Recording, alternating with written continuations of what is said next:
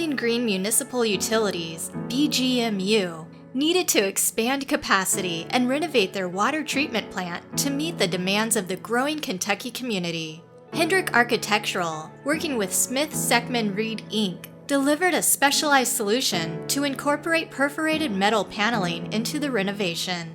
IMAGE-CLAD panels, along with H-CLAD LD subframing, were not only chosen to provide protection to the facade, but also to add branding to the building in a unique way.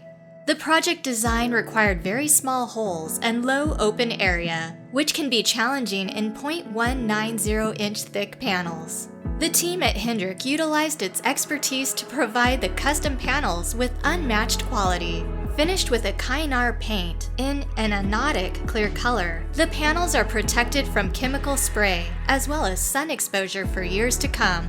With increased capacity, BGMU is ready to provide critical infrastructure for the growing needs of their expanding communities. Hendrick is pleased to work with municipalities and government teams to provide exceptional products for important community projects like the Bowling Green Water Treatment Plant.